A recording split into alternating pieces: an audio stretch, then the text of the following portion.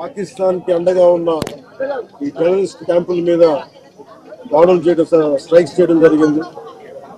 వారి ఉగ్రవాద శిబిరాలని ధ్వంసం చేయడం జరిగింది. దానికి కంటిన్యూటీగా యాక్షన్ పాకిస్తాన్ కూడా మనకి కాల్పులు జరపడం, ఇది సరిహద్దుల్లో ముఖ్యంగా 5 రాష్ట్రాల్లో చాలా తీవ్ర చాలా ఉద్విగ్నతతో కూడిన పరిస్థితులు ఏర్పడ్డాయి. ఆ క్రమంలో మన ఆంధ్రప్రదేశ్ కు సంబంధించిన మురళీ నాయక్ కూడా అగ్నివీరుగా 2 సంవత్సరాలు 22లో వెళ్ళిన వ్యక్తి.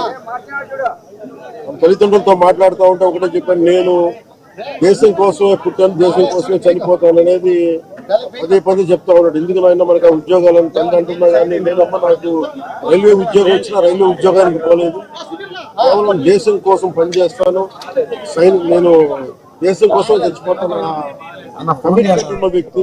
కానీ దురదృష్టవశాత్తు చాలా చిన్న వయసులో 23 ఏళ్ల వయసులో తన ప్రాణాలని కోల్పోవాల్సి వచ్చింది. పదే పదే మొన్న కూడా ఏం చెప్పారంటే, నిజంగా ఉగ్రవాదుల తోటాలు కానీ సరిహద్దుల యుద్ధాలు కనుక జరిగితే దాని పర్యావసరం, దాని ప్రాణాలు మొత్తం సమస్త భారతంలో కనిపిస్తూనే ఉంటాయి, దాన్ని ఎక్కువ అవుతూనే ఉంటాయి. దానికి ఒక బలమైన ఉదాహరణ మురళీ నాయక్ గారి మరణం. చాలా చాలా బాధ కలిగించింది. 23 ఏళ్ళ చిన్న వయసు. మన ఎవరు భారతదేశంలో ఎవరు యుద్ధం కావాలని కోరుకోలేదు, ఎప్పుడు మన పరాయి దేశాల మీద యుద్ధం చేయలేదు. మనల్ని సంరక్షించుకోవడంలో మన యుద్ధం చేయని పరిస్థితులు, తప్పక పరిస్థితులు. అలాంటి పరిస్థితుల్లో దీనికి మొదటిది కారణం పాకిస్తాన్ జనరల్, ఆర్మీ జనరల్ కూర్చోబెట్టి రెచ్చగొట్టి ఒక వారం ముందు, ఏప్రిల్ 22 ఒక వారం ముందు రెచ్చగొట్టి ఉగ్రవాదుల్ని ప్రేరేపించి అమాయకులైన మనుషులను చంపించేసి దానికి పర్యవసానమే. ఇక్కడ 47లో వాళ్ళు విడిపోయారు, వాళ్ళకి దాహం తీరల. 4 యుద్ధాలు చేశారు ఇప్పుడు దాకా, దాహం తీరల. ఇప్పటికి అమాయకులను పట్టణ పెట్టుకుంటా ఉన్నారు.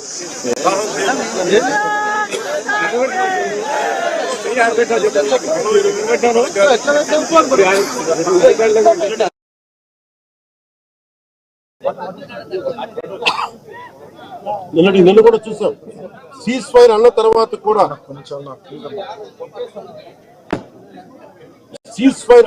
కూడా సీజ్ ఫైర్ ని వైలేట్ చేసిన ప్రభుత్వం. అక్కడ నిజంగా చెప్పాలంటే ఒక బనానా రిపబ్లిక్. దానికి ఎవరు మాస్టర్స్ తెలియదు పాకిస్తాన్. వాళ్ళు చేసే అరాచకాలు, వాళ్ళు చేసే మనకి స్పాన్సర్డ్ టెర్రరిజం ఇండియాకు ఒక ఇబ్బందిగా తయారైంది.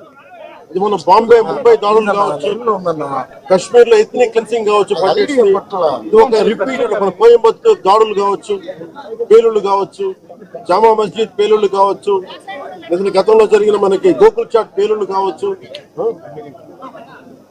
లుంబిని పార్క్ పేలుళ్లు కావచ్చు, ఇవన్నీ కూడా ఎక్కడో చోట దీనికి ఒక ముగింపు పలకాలి, దీనికి ఒక బలమైన గుణపాఠం చెప్పాలనేది నరేంద్ర మోదీ గారి అందరికీ ప్రజలందరూ కోరుకుంటున్నారు. ఆయన దీనికి ఇప్పుడే సోదరులు గౌరవ మంత్రి ఐటీ అండ్ ఎడ్యుకేషన్ మినిస్టర్ వాళ్ళు అనౌన్స్ చేశారు.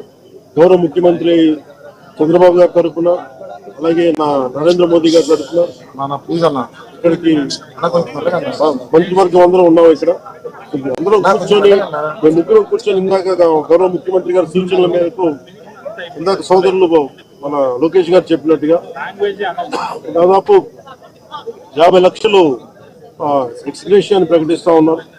అలాగే ఒక 5 ఎకరాల పొలం అని కూడా తెలియజేశారు. అలాగే 300 గజాలు ఇంటి స్థలం అని కూడా అనౌన్స్ చేశారు. అలాగే ప్రభుత్వంలో వాళ్ళకి ఎవరికైనా సరే, వాళ్ళ నాన్నగారికి కానీ ఎవరికి కానీ ప్రభుత్వ ఉద్యోగం కూడా ఖచ్చితంగా ఇవ్వాలనేది కేబినెట్ లో ముందు పెట్టి నిర్ణయం తీసుకుంటాం. ఇవన్నీ కాకుండా నేను అదనంగా వ్యక్తిగతంగా నేను కూర్చోబెట్టి బస్ ద్వారా ఒక 25 లక్షల రూపాయలు మన కుటుంబానికి నా వ్యక్తిగతంగా నేను సాయం చేస్తానని తెలియజేసుకుంటే, ఇలాంటి పరిస్థితులు రాకూడదని కోరుకుంటాం. కానీ దురదృష్టవశాత్తు ఇలాంటివి జరిగినాయి. మనం అందరం ఇలాంటి పరిస్థితుల్లో భారతదేశ ప్రభుత్వానికి, ప్రధానమంత్రి గారికి, అగ్ర నాయకత్వానికి, ఆర్మీకి, నేవీకి, ఎయిర్ ఫోర్స్ కి, ఎంటైర్ డిఫెన్స్ ఫోర్సెస్ కి ఇది మనం అండగా ఉండాల్సిన సమయం. ప్రతి ఒక్కరూ చాలా ఎరుకుతోటి చాలా జాగ్రత్తగా ఉండాలి. ఎవరు వాళ్ళు వేలాది మంది ఈ లష్కర్-ఏ-తోయిబా లేదా జైషే మహమ్మద్ తీవ్రవాదులు అందరూ కూడా వాళ్ళు భారతదేశం మీద రకరకాల దాడులు చేయడానికి ప్రయత్నం చేస్తా ఉన్నారు. సీజ్ ఫైర్ ని దయచేసి మనం ఎవరు నమ్మట్ల. సీజ్ ఫైర్ శాంతికి ఒప్పందం కాదు. వాళ్ళు ప్రత్యేక పరిస్థితుల్లో లొంగిపోయి ఇంక మా పాకిస్తాన్ బతకలేదు అని చెప్పి కాళ్ల బేరానికి వచ్చిన 3 గంటల్లోనే మళ్ళీ సీజ్ ఫైర్ ని వైలేట్ చేశారు. ఇది అందరూ కూడా గమనించాల్సిన విషయం. ఇలాంటి పరిస్థితుల్లో ఇలాంటి కోరుతున్నాం. దాని తగ్గట్టుగా మనందరం దేశానికి, దేశ నాయకులకి, ఆర్మీకి, నేవీకి, ఎయిర్ ఫోర్స్ కి, ఎంటైర్ డిఫెన్స్ ఫోర్సెస్ కి మనం బలం ఇవ్వాల్సిన సమయం. అందుకని మీ అందరూ సహకారం కోరుకుంటూ సెలవు తీసుకున్నాం. మురళీ నాయక్ పవన్ కళ్యాణ్ గారి వీరాభిమాని, చిన్నప్పటి నుంచి వారిని కలవాలని తాతాలు ఆడుతూ వచ్చారు. అటువంటిది ఇవాళ పవన్ కళ్యాణ్ గారిని ఇక్కడ రప్పించుకున్నారు.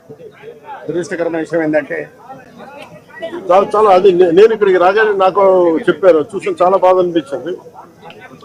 అతను ఇష్టపడవచ్చు కానీ దేశానికి అందరికంటే కూడా దేశాన్ని ప్రేమించే వ్యక్తి, అలాంటి వ్యక్తిని కోల్పోవడం నిజంగా చాలా అందరికీ కూడా, లోకేష్ గారికి కానీ మాకు కానీ మా మంత్రి గారికి కానీ ప్రతి ఒక్కరికి చాలా చాలా బాధ కలిగిస్తాం. ఆత్మకి శాంతి చేకూరాలని, వారి కుటుంబ సభ్యులకి నా ప్రగాఢ సానుభూతిని తెలియజేయాలని, భగవంతుడు వారికి బలం ఇవ్వాలి. ఈ పుత్ర శోకానికి ఒకే ఒక్క కొడుకు, ఎవరు లేరు, ఒక్కటే ఒక కొడుకు. ఒక్క కొడుకుని కూడా చిన్న 23 ఏళ్ళు కూడా 25 ఏళ్ళు కూడా లేదు, 23 ఏళ్ళ వయసులో చనిపోయాడు దేశం కోసం. చాలా చాలా చాలా బాధగా ఉంది. కుటుంబానికి అండగా ఉంటామని చేసిన సహాయం కాకుండా మా 3 పార్టీల నుంచి కూడా వారికి ఏ సహాయం కావాలో మా నాయకులు ఇప్పుడు అందుబాటులో ఉంటారు. మా గౌరవ మంత్రివర్గ సహచరులు ఉన్నారు, ఎమ్మెల్యేస్ ఉన్నారు, అన్ని పార్టీస్ అందరూ వారికి అండగా ఉంటామని తెలియజేసుకుని సెలవు. జై జోహార్